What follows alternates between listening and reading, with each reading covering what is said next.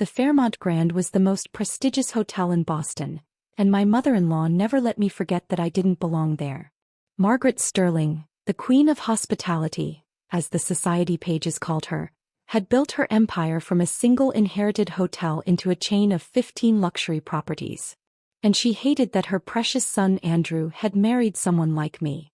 From a farm of all places, she would mutter whenever I entered a room. Probably doesn't know the difference between Egyptian cotton and a polyester blend. If only she knew I'd put myself through Cornell's hotel management school by working 3 jobs. If only she knew about the business degree gathering dust while I tried to prove myself worthy of the Sterling name. But Margaret didn't care about degrees or experience. She cared about bloodlines and social connections. The Fairmont Grand has hosted presidents and royalty, she reminded me daily. We can't have someone with rural sensibilities representing us. So instead of the management position I was qualified for, I worked as a maid, to learn the business from the ground up, Margaret claimed with a perfect smile that never reached her eyes. Andrew, my husband of 6 months, weakly supported his mother's decision. It's temporary, Emily, he'd say, straightening his Italian silk tie. Mother knows best when it comes to the hotel business. I loved Andrew, but when it came to Margaret, his spine had been replaced with jelly years ago. That particular morning began like any other. I was changing linens in the presidential suite when Margaret swept in with her entourage of executives. They were showing potential investors around and I became invisible, just another servant in their world. The Fairmont Grand represents old money elegance, Margaret declared grandly. We maintain certain standards that other hotels have abandoned. Our guests expect proper breeding in every aspect of service. I kept my head down, tucking hospital corners as my grandmother had taught me. Rose Montgomery had run our family's small country inn for 40 years. Hospitality isn't about fancy labels, she always said. It's about making people feel at home. I missed her fiercely in moments like these. Oh, Margaret's voice dripped with disdain, finally acknowledging me. This is my daughter-in-law, Emily. Dear, please demonstrate for our guests how we fold the towels. Show them what you learned on the farm. The investors chuckled politely. I straightened, met Margaret's eyes, and executed the hotel's signature lotus fold, one I had actually created during my internship at the Four Seasons. Adequate, Margaret sniffed, though a bit rustic in technique.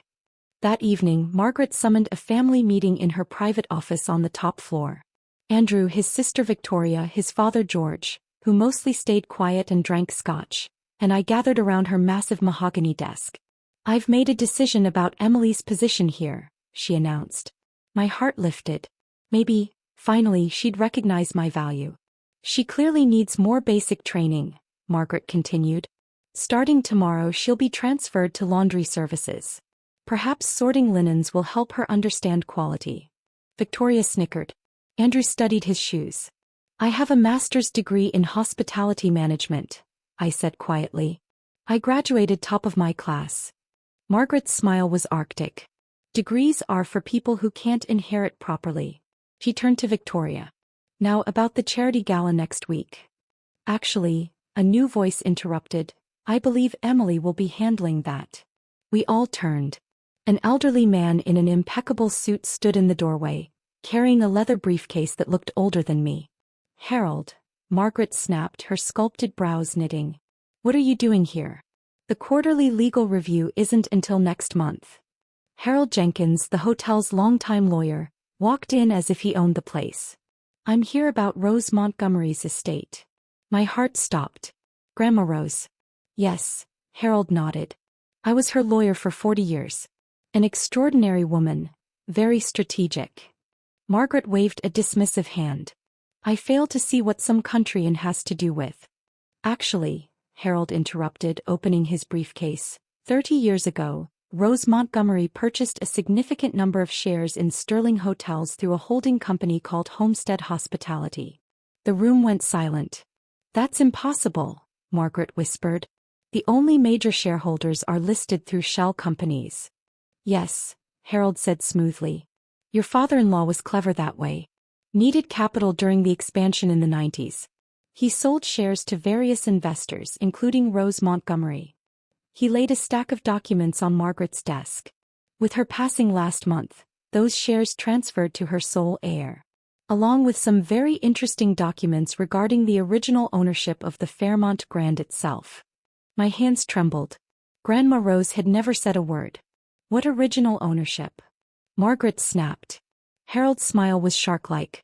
It seems the Fairmont Grand wasn't inherited by your family at all. It was purchased from the Montgomery family, with contractual conditions regarding future ownership stakes. No. Margaret's face drained of color. Yes, Harold continued. And now with Rose's shares transferring to Emily, combined with those clauses, well, let's just say there will be changes in management structure. Chaos erupted. Victoria shouted about legacy. George poured another scotch. Andrew finally looked up from his shoes. But I sat quietly remembering Grandma Rose's words. Sometimes, you have to let people underestimate you long enough for them to show their true colors. Then you can decide if they deserve to be part of your success. I picked up one of the documents, scanned the share percentages and smiled. Harold, I said calmly, I believe we need to call an emergency board meeting first thing tomorrow. No.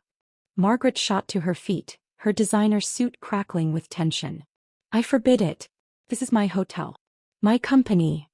Actually, I rose too, feeling my grandmother's strength steady me. You'll find it's mine. And things are about to change. Margaret turned an alarming shade of purple. Andrew, are you going to let her do this to our family? But Andrew was staring at the documents, particularly the ones proving Margaret had been secretly diluting his shares for years. I think, he said slowly, we should all get some rest. Tomorrow's going to be a busy day. I walked out of that office with my head held high. Harold matched my stride. Your grandmother, he said quietly, was very proud of you. She said you had the perfect balance of kindness and steel in your spine.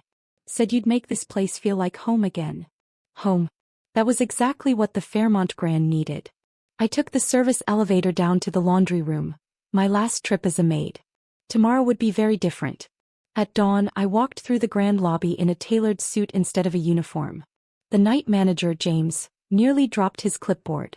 Good morning, James, I said warmly. He'd always been kind, sneaking me coffee during long shifts. Could you make sure the Jefferson boardroom is ready? Emergency meeting at 8. Of course, Miss Sterling. He caught himself. Mrs. Montgomery Sterling. I smiled. Emily is fine. We're all family here. At 7:45, board members began to arrive. Men and women who had walked past me for months without seeing me. At 7:59, Margaret swept in wearing her battle armor, a blood-red Chanel suit and pearls the size of marbles. This is ridiculous, she announced. My daughter-in-law is having some sort of breakdown. Clearly, the pressure of hotel life has been too much for her rural upbringing. I simply smiled. The day of reckoning had come, Mrs. Sterling. Harold cleared his throat. If you'll take your seat, we have important business to discuss. The next hour was a masterclass in legal precision. Harold methodically laid out the ownership structure of Sterling Hotels, revealing how my grandmother had quietly accumulated shares over 3 decades. Combined with the original sale contract's conditions, I now controlled 51% of the company. Impossible. Margaret slammed her hand on the mahogany table. That farm woman couldn't have afforded. That farm woman, I interrupted quietly, turned a struggling country inn into the highest-rated boutique hotel in New England. She put herself through business school at night while raising 2 kids alone. And she taught me everything she knew about real hospitality. I placed my own stack of papers on the table and stood. Now, let's discuss this company's performance over the last 5 years. Occupancy rates have dropped 15%. Customer satisfaction scores are at an all-time low. Staff turnover is triple the industry standard. The board members shifted uncomfortably. They knew the numbers were bad. You've been so focused on appearances, I continued, that you've forgotten what hospitality really means. It isn't about Egyptian cotton or designer uniforms. It's about making people feel welcome, guests and employees alike. I outlined my plan. Improved staff benefits, investment in training, a complete overhaul of our corporate culture. We're going to make the Fairmont Grand feel like home again, for everyone. This is absurd. Margaret spat. Andrew, say something. Andrew, who had been unusually quiet, stood slowly, straightening his tie. Actually, Mother, he said, I've been reviewing Emily's proposals. They make sense. Our best reviews consistently mention our staff's warmth and dedication when they stick around long enough to build relationships with guests. Margaret's face went from red to white. Traitor, she hissed. No, Andrew's voice was firm. I'm finally being loyal to the right things. Emily's right, we've lost our way. The vote was quick and decisive. I was confirmed as CEO with Andrew as CEO. Margaret was given the title of honorary chairwoman, a position with no actual power. You'll regret this, she snarled, gathering her things. This company will collapse under your farmhand management. I watched her storm out, then turned back to the board. Now, I said calmly, let's talk about our employees. The next 6 months were intense. I worked harder than ever, but this time on my own terms. We raised wages, introduced profit sharing, and created an education assistance program. Every executive, including me, worked shifts alongside housekeeping, maintenance, and kitchen staff.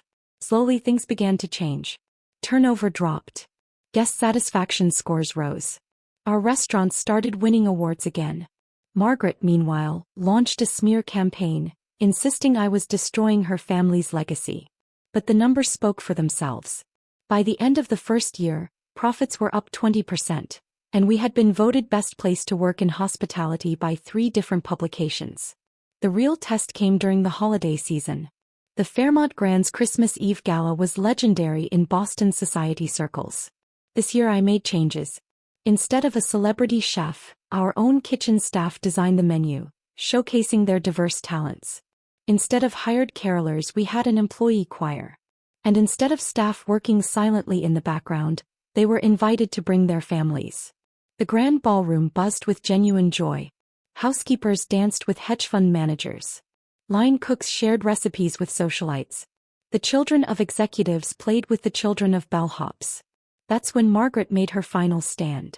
She burst in wearing last year's designer dress, clearly tipsy. Look what she's done, she announced. Turned our sophisticated establishment into a common workers' holiday party. The room fell silent. I started to respond, but Andrew beat me to it. Mother, he said firmly, look around. Everyone is happy. The hotel is thriving. Emily hasn't destroyed our legacy, she's made it better. By turning it into a charity house. Margaret sneered. No, came a deep voice. Harold stepped forward, holding an old photograph. In it, a much younger Margaret stood with her father-in-law, Andrew's grandfather, in front of the hotel. Your father-in-law, Harold said quietly, started here as a bellhop. When the Montgomery family owned the Fairmont Grand, Rose's father gave him a chance. Promoted him. Mentored him. That's why he ensured Rose could buy shares later, to honor that legacy of opportunity. Margaret stared at the photo, something crumbling in her perfect facade.